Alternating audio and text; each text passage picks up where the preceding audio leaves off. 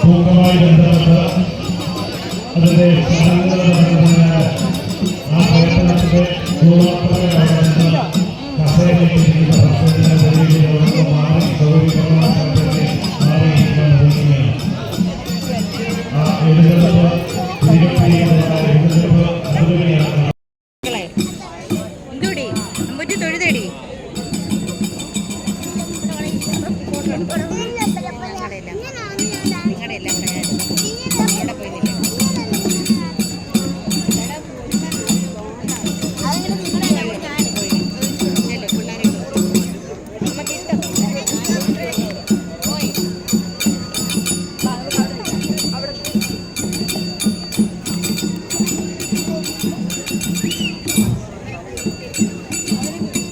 നാലാമത്